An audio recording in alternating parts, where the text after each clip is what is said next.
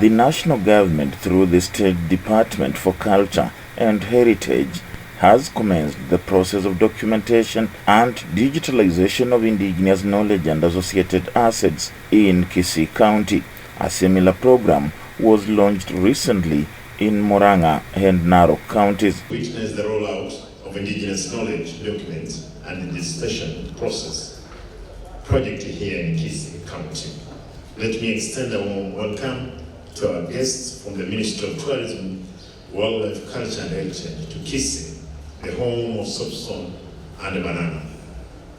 Studies in history shows us that Omopsi migrated from Congo region, overcoming various obstacles throughout the journey before settling in the Kisii highland.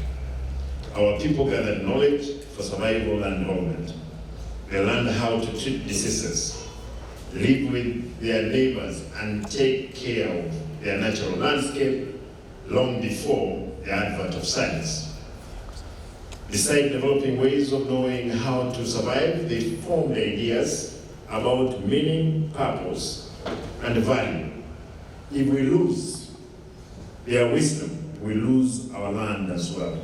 Dr. Evans Taracha, who is the program's coordinator at the Natural Products Industry NPI and a chief researcher at the National Museums of Kenya, said Kisii County was among the 13 counties selected in the pilot phase to document their indigenous knowledge, as it is very rich in culture. I would like to say that your county is lucky to have come up in phase 1, which includes 13 counties.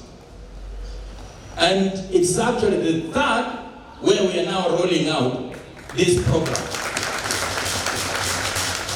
Taracha said among the things to be documented are traditional foods and traditional medicine, which later will be commercialized to improve the economy of the local people. He said that the documentation is aimed at benefiting the future generations with rich culture and traditional knowledge. Through this program, the county government of Kisii identified 30 youth who were trained for a week to champion the documentation process. Armed with the knowledge, the youth will now move to every village to gather and document the indigenous knowledge in a period of 1 month and later upload it in the system to be stored, and later the government will look for ways to add value to the content before sourcing for market locally and abroad. Dr. Taracha assured the residents that their content will not be used without their knowledge, as there are legal frameworks that govern the process so that only the local communities can benefit from it. Derives origin from the heart of our Constitution.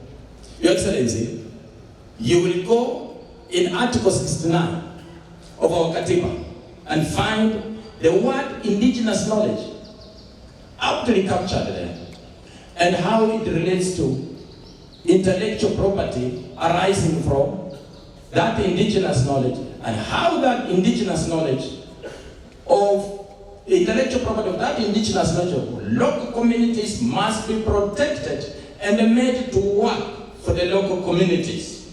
Excellency, that's the genesis of this project. Kisii County Governor Simba Arati, who witnessed the signing of the agreement between the national government and the county government, said the elders will work closely with the enumerators to document the knowledge and associated assets within the county, saying it will also promote industry and create jobs for the youth. In a speech read by the Minister of Wildlife, Culture and Heritage official Boniface Simba, who represented the Principal Secretary Omi Bashir. As a culture, largely it's an old country, we all know. But as a national government, we have our own policy, capacity building, infrastructure.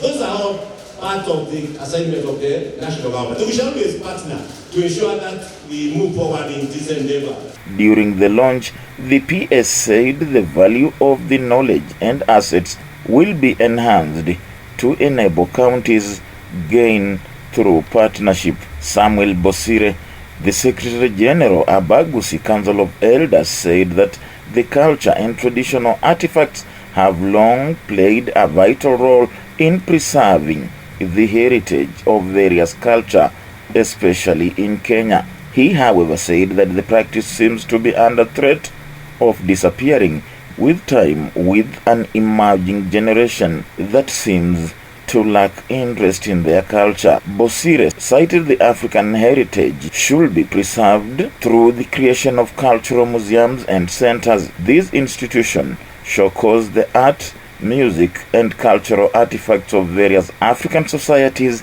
a platform for visitors to learn about and appreciate the rich heritage of the continent.